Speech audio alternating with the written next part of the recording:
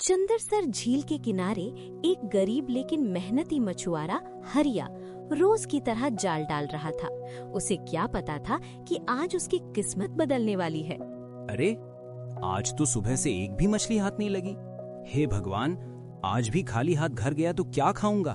थोड़ी देर बाद अरे अरे, ये जाल इतना भारी कैसे हो गया? लगता है आज तो बड़ी मछली फंसी है। अरे वाह, ये क्या, इतनी चमक। हे मानव, मुझे छोड़ दो। अरे, मछली बोल रही है। तू कौन है? मैं कोई साधारण मछली नहीं, मैं जादुई सुनहरी मछली हूँ। अगर तुम मुझे छोड़ दोगे तो तुम्हें 3 भविष्य की गुप्त बातें बताऊंगी। अरे, मुझे भविष्य से क्या लेना देना। मुझे तो बस पेट भरने से मतलब है। तुझे बेचकर अच्छा पैसा मिलेगा। अगर मुझे पानी से बाहर ले गए तो मैं साधारण मछली बन जाऊंगी। तुम्हें बस थोड़े पैसे मिलेंगे, लेकिन मुझे छोड़ दोगे तो तुम्हारी जिंदगी बदल जाएगी। अगर सच में कुछ बड़ा मिल गया तो ठीक है, बताओ क्या करना होगा। पहले तुम्हें मेरे 2 सवालों के जवाब देने होंगे। अगर जवाब सही हुआ तो ही मैं बताऊंगी। अरे, ये भी कोई बात हुई। चलो पूछो, मैं तैयार हूँ। बताओ, वो क्या है जो जितना भरते जाओ उतना हल्का होता जाता है? जितना भरे उतना हल्का? अरे, ये कैसी बात हुई? अरे हाँ, गुब्बारा। जितनी हवा भरो उतना हल्का ऊपर उड़ता है। बहुत अच्छा उत्तर। अब दूसरा सवाल सुनो। ऐसी कौन चीज है जो बिना पंख उड़ती है, बिना मुंह बोलती है, बिना शरीर रोती है? बिना पंख उड़ती है, बिना मुंह बोलती है, बिना शरीर रोती है। अरे, ये तो बादल है। उड़ता भी है, गरजता भी है और बरसता भी है। तुमने दोनों सवालों के सही उत्तर दिए। अब सुनो तुम्हारे जीवन की 3 बातें। ध्यान से सुनो। पहली, तुम्हारा विवाह किसी इंसान से नहीं होगा। दूसरी, तुम्हारे बच्चे तुमसे दूर हो जाएंगे। तीसरी, एक आभूषण तुम्हारी जिंदगी बदल देगा।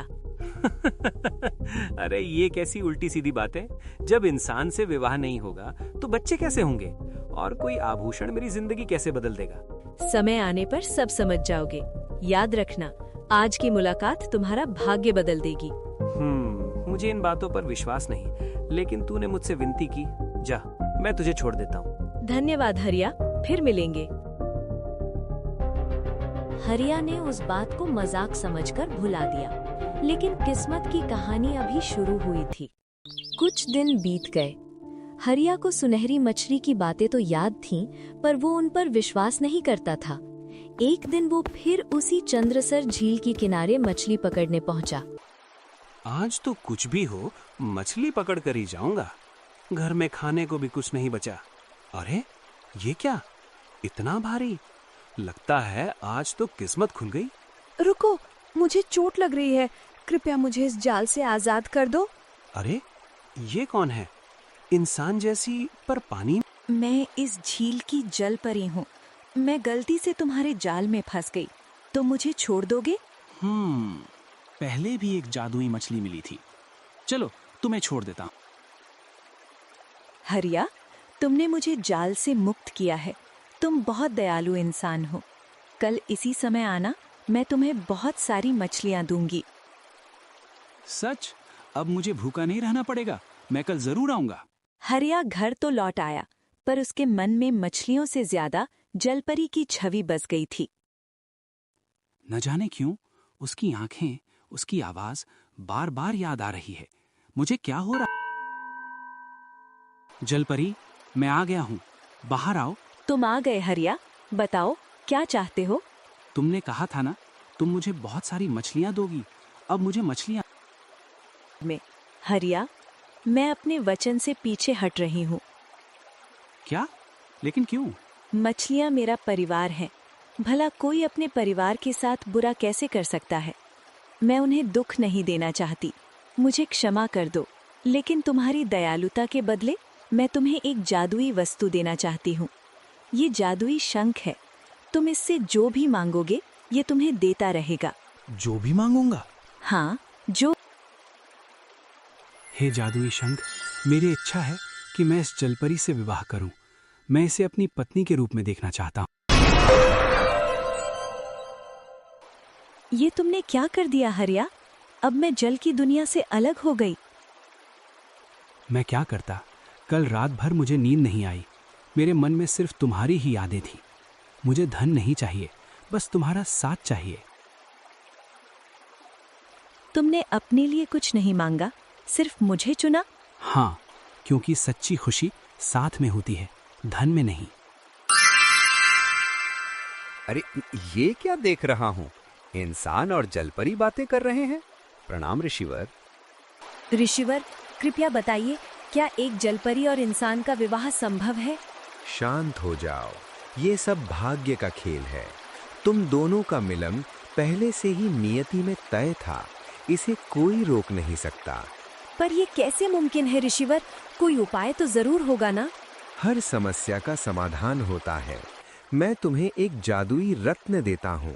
जब तक ये रत्न तुम्हारे पास रहेगा, तुम जलपरी से इंसान और इंसान से जलपरी बन सकती हो। लेकिन याद रखना, अगर ये रत्न खो गया तो तुम उसी दुनिया में हमेशा के लिए फंस जाओगी। मैं आपकी शर्त स्वीकार करती हूँ। अब हम साथ रह सकते हैं। समय के साथ हरिया और जलपरी का विवाह पूरे गांव की मौजूदगी में हुआ। एक साधारण मछुआरा और जल लोक की रानी अब एक नई जीवन की शुरुआत कर रहे थे। देखो, हरिया की किस्मत तो देखो, कैसी सुंदर पत्नी मिली है। लगता है ये कोई साधारण स्त्री नहीं। आज से हम हमेशा साथ रहेंगे। हाँ हरिया, अब यही मेरा संसार है। समय बीतने लगा। हरिया का घर हंसी और खुशियों से भर गया। कुछ वर्षों बाद उनके घर 2 पुत्रों का जन्म हुआ, आरव और विवान। मेरे बेटों, तुम मेरे जीवन की सबसे बड़ी खुशी हो। इनकी हंसी मेरे लिए सबसे अनमोल है। क्या बात है, तुम उदास लग रही हो? हरिया, मुझे अपने जल्लोक की याद आने लगी है। वो मेरा घर था, मेरा संसार। लेकिन अब तुम्हारा घर यही है, हमारा परिवार। मैं तुम सबसे बहुत प्रेम करती हूँ, लेकिन समुद्र की लहरें, मेरी दुनिया मुझे बुला रही हैं। ये वही जादुई रत्न है जिससे मैं जल्लोक जा सकती हूँ। क्या तुम हमें छोड़कर जाओगी? नहीं, मैं हमेशा के लिए नहीं जा रही, बस अपने लोक को देखने, अपने परिवार से मिलने। जल्दी वापस आना, तुम्हारे बिना ये घर सूना हो जाएगा। मैं वचन देती हूँ। मेरे प्यारे बेटो, मैं जल्द लौटूंगी। सावधान रहना।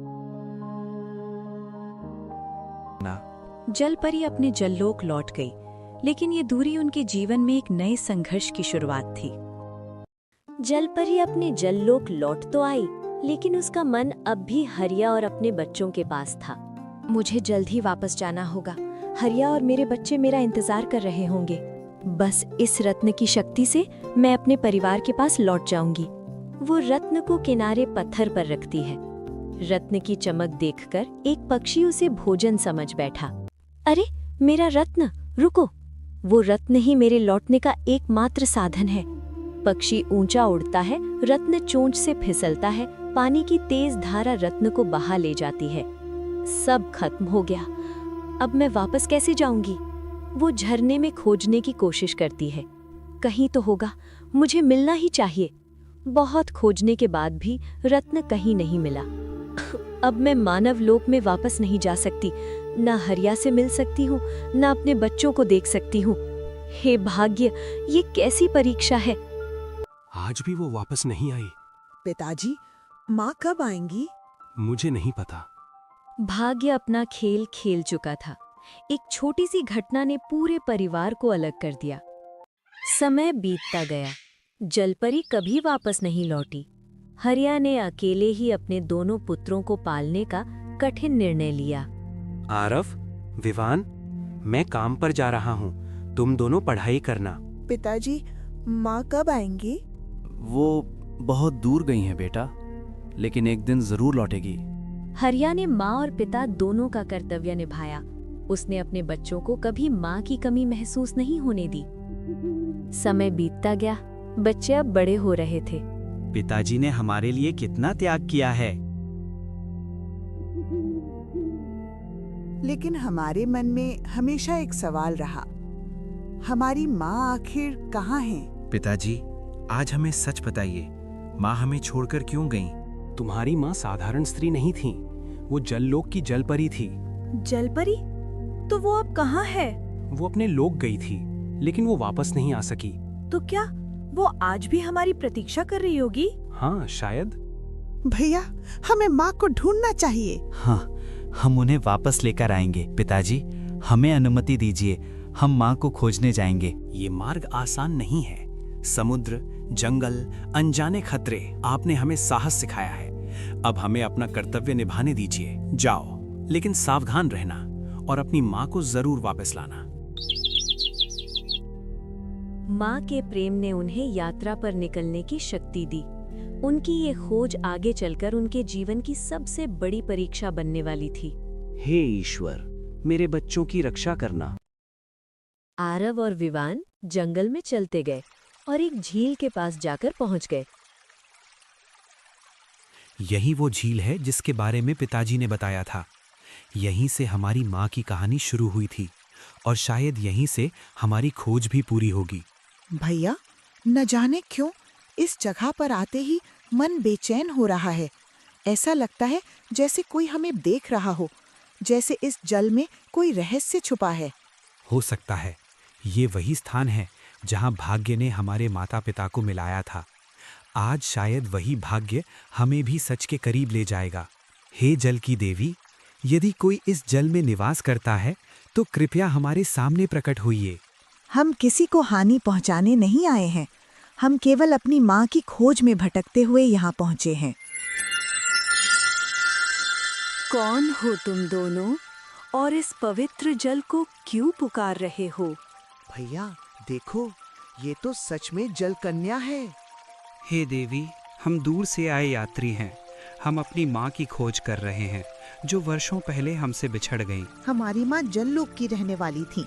वो एक दिन अपने लोक लौट गईं, लेकिन फिर कभी वापस नहीं आईं। हमारे पिताजी कहते हैं उनका जादुई रत्न खो गया था।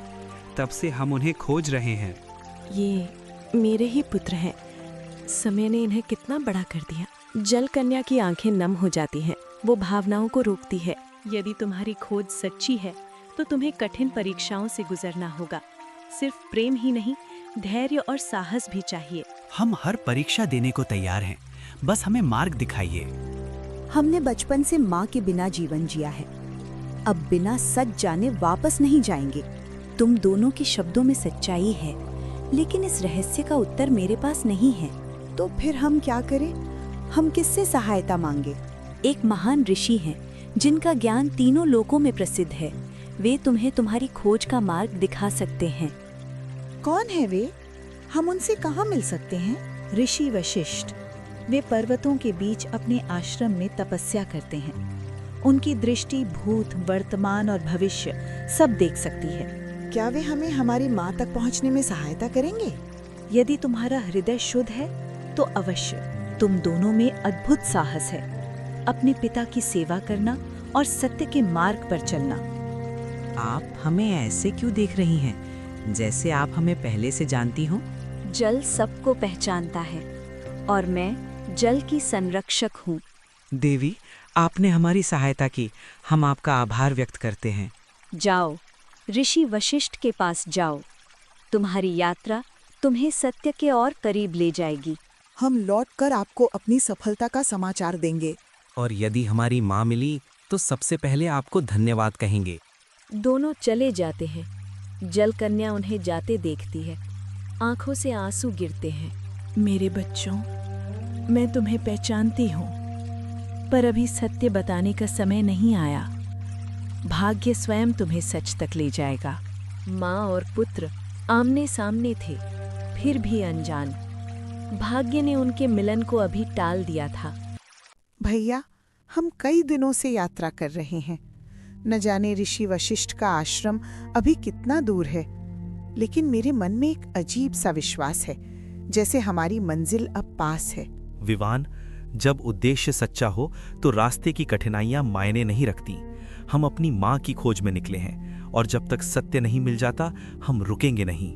भैया देखो, वो सामने आश्रम दिखाई दे रहा है। शायद यही ऋषि वशिष्ठ का निवास है।